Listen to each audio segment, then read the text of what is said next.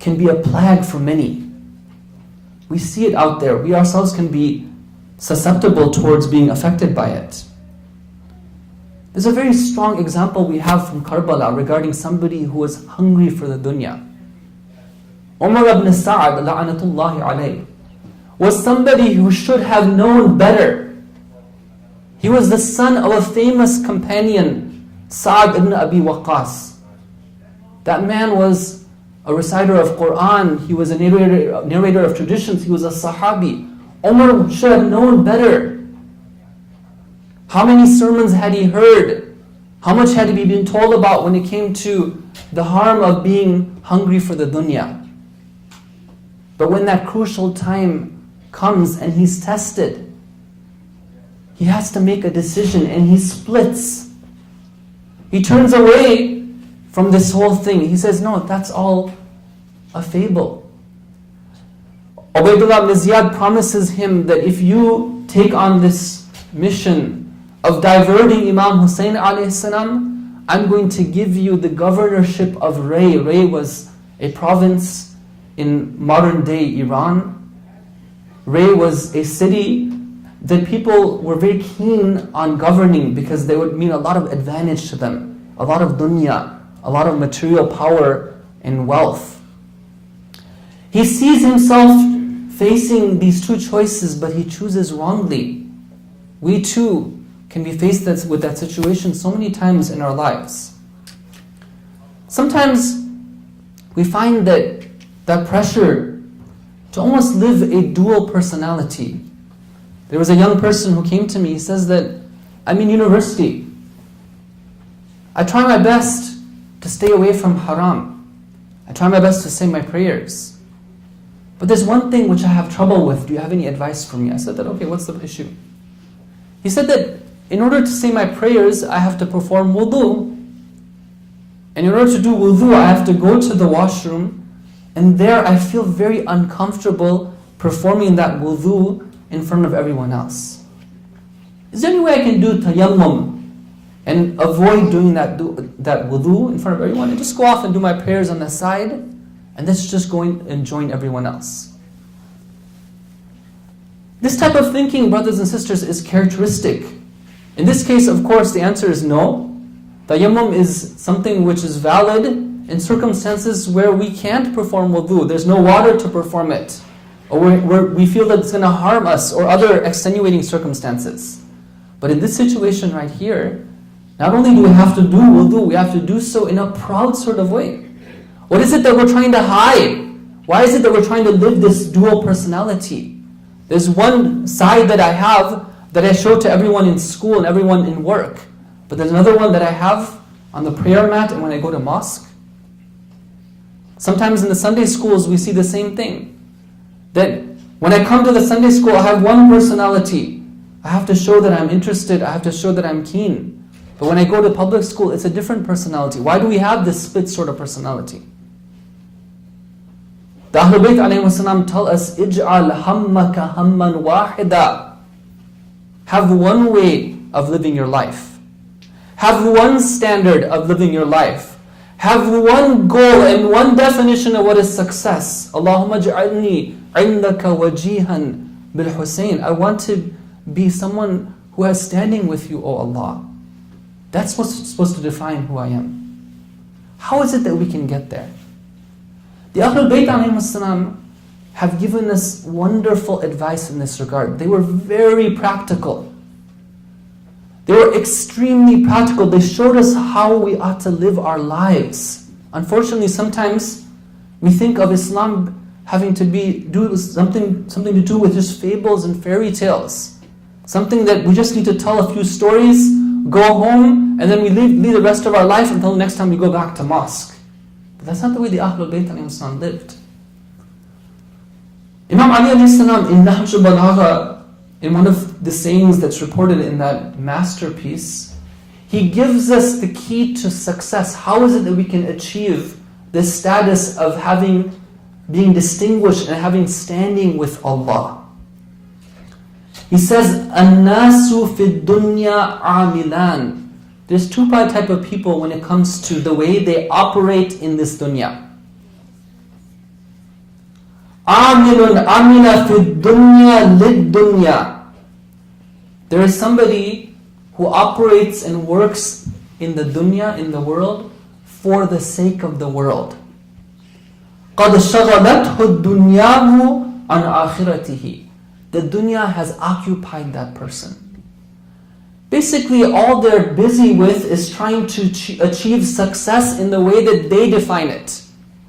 They're just trying to, they're hungry for the dunya and trying to achieve as much as they can of that just for the sake of that. يَخْشَى عَلَى مَنْ يُخْلِفُهُ الْفَقْرَ وَيَأْمَنُهُ عَلَى نَفْسِهِ. This line is very, very deep.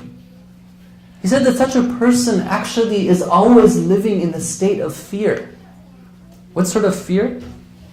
They're told that they have to keep on working and working and working, and if they don't do so, then they're going to be a failure.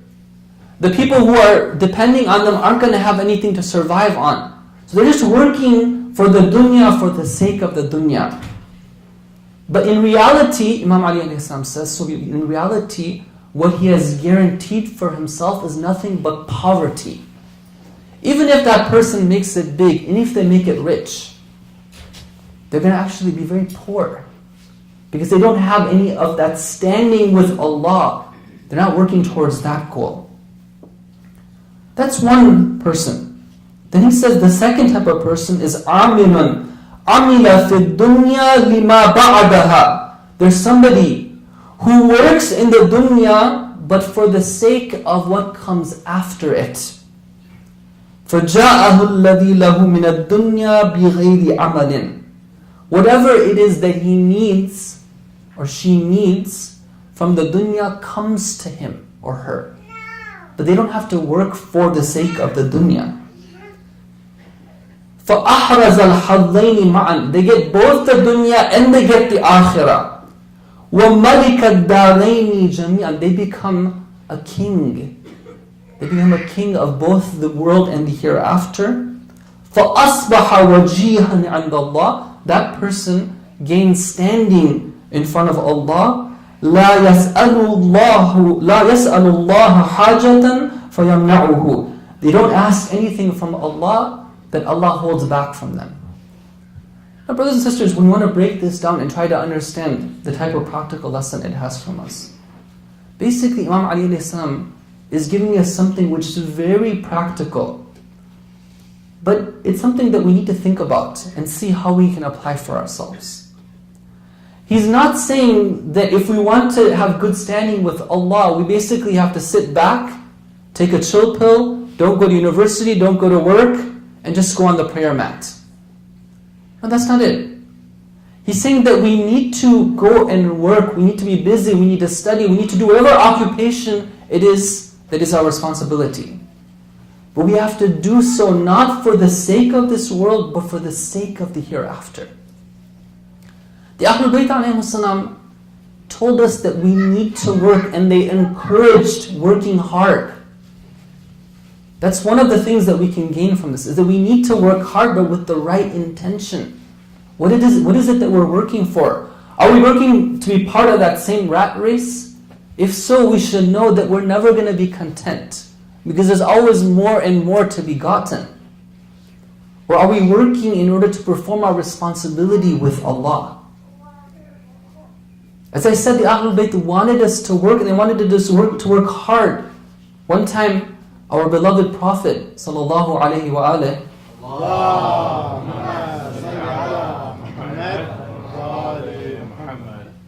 was coming back from a battle. He's coming from out of town. As he enters the city, it seems that the people, the Muslims who are left behind, they're very happy that their Prophet has returned back to them. They line up to welcome him. There's one man, an elderly man who's among them, who goes up to his Prophet and he shakes his hand. Our Prophet extends his hand and he shakes that man's hand, and he finds that it's very rough.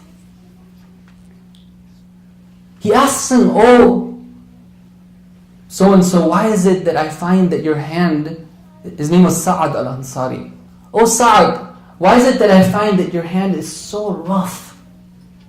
He says to him that, "Ya Rasulullah, for years and years I have toiled on my field. And I work with rope. I build wells. I make that rope and I put the well in and I have to take the well up. Every day I do that, and as a result of that, my hands have become hard like this." Rasulullah asks him, "Why is it that you're doing this?" He says that, "I'm doing it so I can provide for my family." Rasulullah bends his blessed head down and he kisses the man's hand. This is the type of work that Rasulullah appreciates. When somebody has a purpose in mind, in this case, a divine purpose, providing for the family, that's why they're doing what they're doing.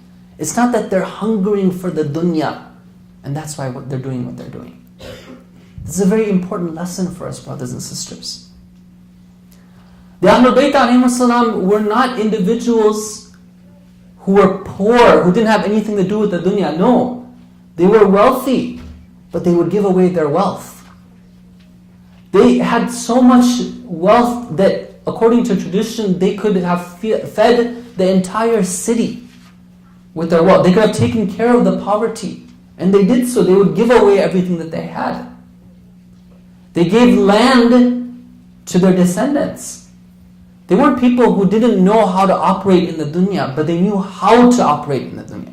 They knew what sort of intention they should have and how they should go about doing so. Now, in order to make this discussion practical, what I'd like to end with is to give an example of what does it mean to work and to study and to be part of this society, but to do so for the hereafter.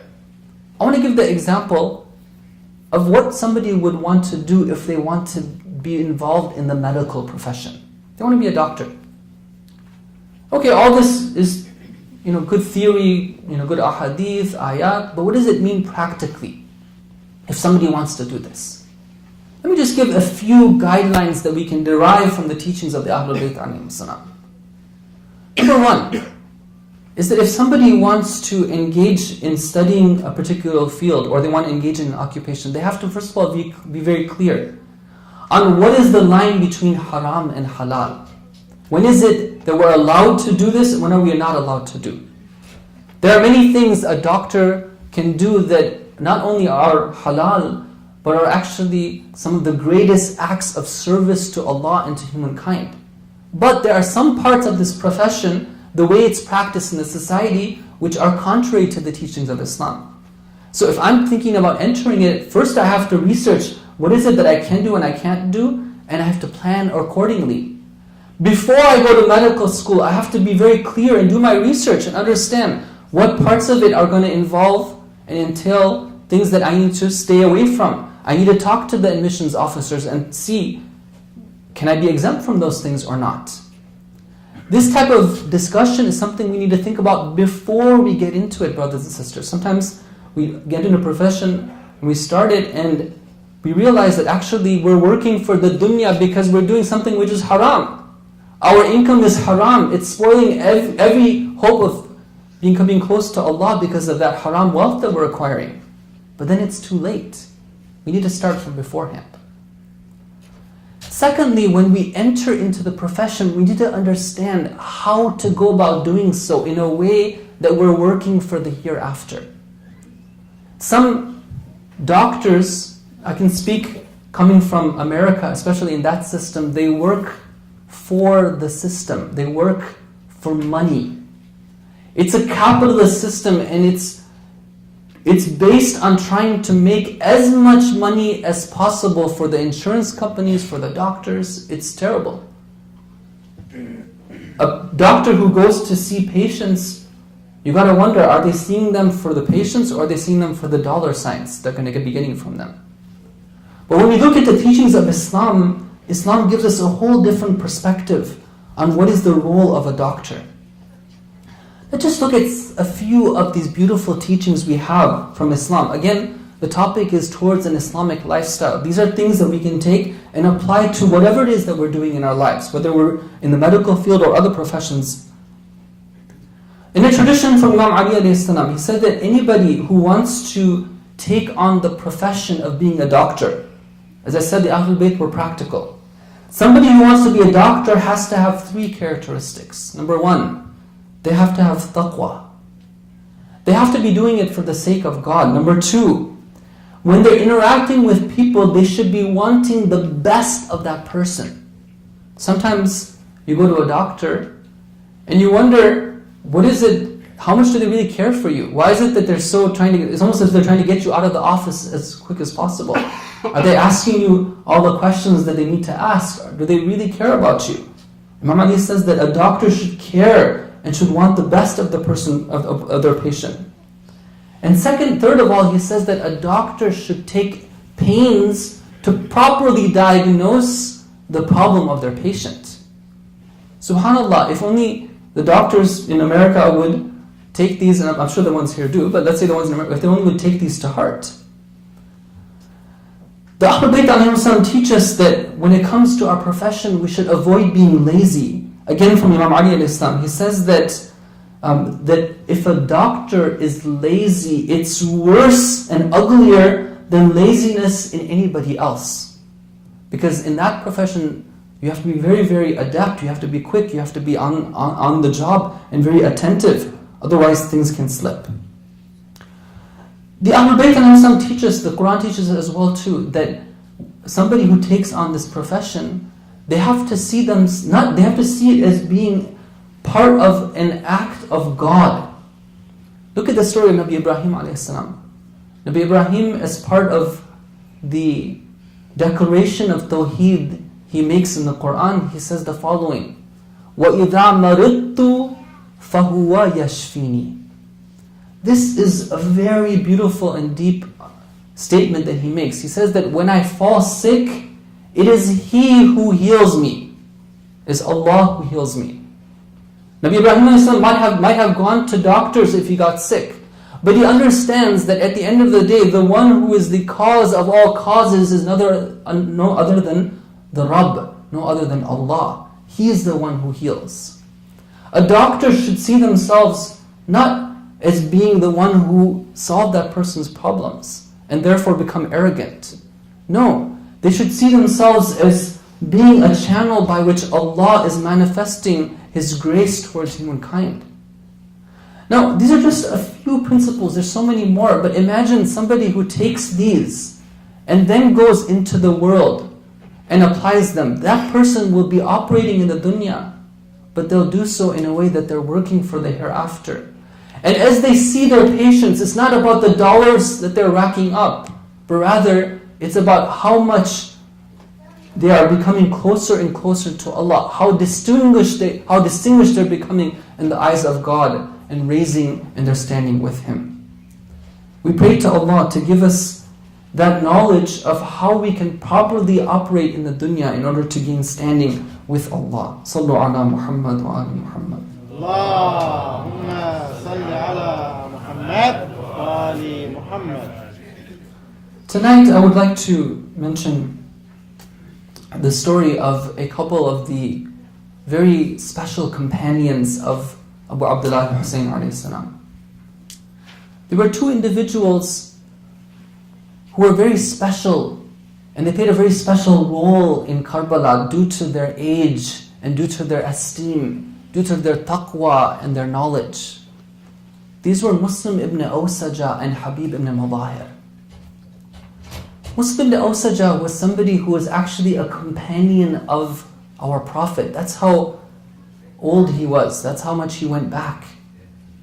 He was somebody who was renowned for so many things. He was a reciter of the Quran. He was renowned for his zuhd, for his disattachment from the dunya. He was renowned for his battle valor. They would tell stories about Muslim ibn Awsaja. They would say that there was a battle that he participated in where the Muslims were attacked, and before they could even get their ranks ready, Muslims stood alone, and he was able to defend against the Muslims against the entire army and take down 6 of the opposing men of the opposite army. That's on one hand. He had a very dear friend though by the name of Habib ibn Madahir. Habib, again, was somebody who was very renowned. He was a companion of Amir al-Mu'mineen alayhi salam, but not just an ordinary companion. He was among the Ashab al-Sir, those who were privy to the special teachings of the Ahlul Bayt alayhi salam that others did not have that capacity to bear. He was somebody who had a deep love and connection with Imam Hussein alayhi salam. He was one who he signed the very first letter from the Kufans to invite Imam Hussein to Kufa. If no one else is going to support you, we are there for you. But when he realized the treacheries of his people, he and Muslim ibn Awsaja decide that they're going to make their way to Karbala no matter what. There were others who looked at the situation. They saw that Kufa was surrounded, that if they were to even escape, they would definitely be caught and be thrown into prison or even be killed. But they said that no, this is something we must do. We must join with our master Abu Abdullah and Hussein alayhi salam. Perhaps it was the case that Imam Hussein alayhi salam was longing for their company. Some stories, I don't know how accurate they are, but they do say that it's as if Imam Hussein alayhi salam had left a standard that was waiting for Habib to bear.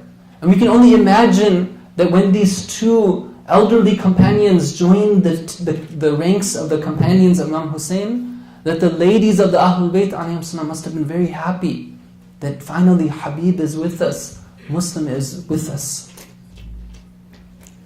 Habib ibn Madahir, Ridwanullahi ta'ala alayh, on the 9th of Muharram, tells Imam Hussein alayhi salam, he says that, oh my master, would you give me permission to go to a nearby tribe by the name of Bani Asad? There are some young people there. If I get a chance to talk to them, I'm sure I can convince them to join us.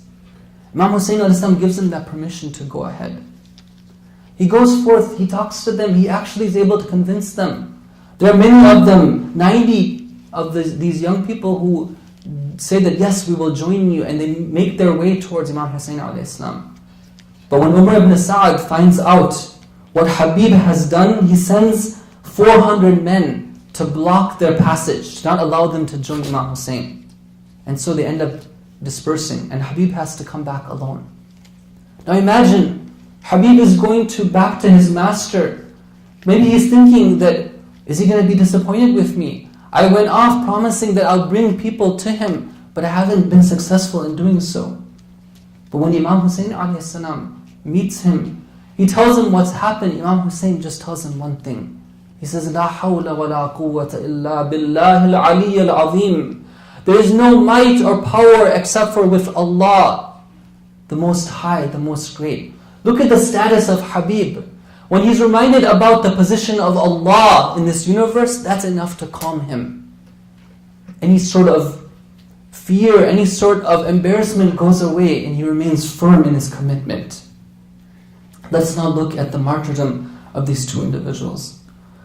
Sallallahu alayka ya Aba Abdullah, Sallallahu alayka ya ibna Rasulullah, وعلى الأرواح التي حلت بفنائك. On the day of Ashura, Muslim ibn Awsaja seeks permission from his master Imam Hussein alayhi salam to defend him. He fights valiantly despite his old age. But after all, they were fighting an army that has so many people. After some time, the weakness and the wounds overcome him. He falls to the ground. He is not alone. Imam Hussein alayhi salam honors him. He goes to his old friend Muslim ibn Awsaja.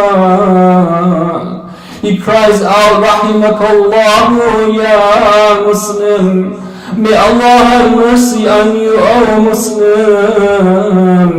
Imam Hussein alayhi salam recites the verse from the Quran, فَمِنْهُمْ مَنْ مَضَى مَنْ قَضَى نَحْبَهُ وَمِنْهُمْ مَنْ يَنْتَظِرُ وَمَا بَدَّلُوا تَبْدِيلًا.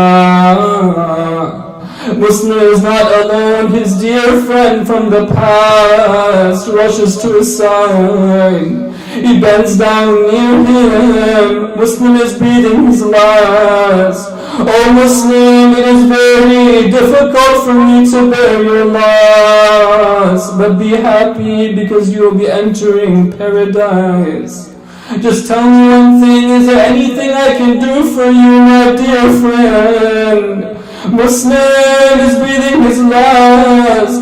He points to Imam Hussein alayhi salam. He tells Habib, فَقَاتِلْ دُونَهُ حَتَّى تَمُوتْ. Oh Habib, my only wish is concerning him. Fight is in his way, fight in his way until you too are killed. Habib takes the advice of Muslim. He also defends Imam Hussein alayhi salam. He cries out so bravely, أَنَا حَبِيبٌ وَأَبِي مَضَعَدِرٌ لَنَحْنُ أَزْكَى مِنْكُمْ وَأَطْهَرُ نَنْصُرُ خَيْرَ النَّاسِ حِينَ يُذْكَرُ. If you don't know me, I am Habib, the son of Mabahir. We are more pure than you and purified. We will come to the aid of the best of people when he is mentioned. He fights so bravely, but Habib is an old man as well. Eventually they surround him. One hits him from the front, one from the back. Habib falls to the ground, but as he stands up, one of the soldiers raises his sword. What sort of deed is he going to commit right now? He knows that the war booty is based on the number of heads that they can collect. This man rushes back to Kufa with his war booty on his saddle. It is dangling from the side when he enters Kufa. When he enters Kufa, according to some narrations, as he enters into the palace and comes out again, he notices that he is not alone. There is a young boy who is trailing him. There's a young boy who is with him wherever he goes. He confronts that young boy and he asks him, "Why is it that you are following me?" He says that no, it is nothing. He says that no, you must tell me, why are you following me? He says that you see that head that you have dangling from your saddle.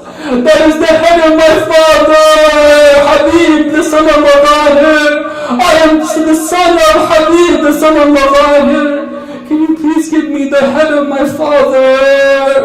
The soldier says that if I give you this head, then I will not have anything to give to Ubaydullah ibn Ziyad and earn my war bounty.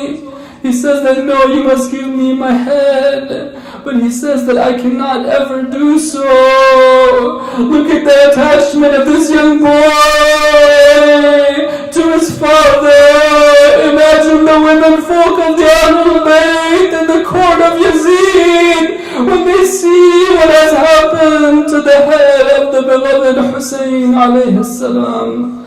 Allah la'natullahi ala al-qawm al-zalimin wa say'alamu alladhina zalamu ayyama al-qalbin yanqalibun. Ma'atama ya Hussein.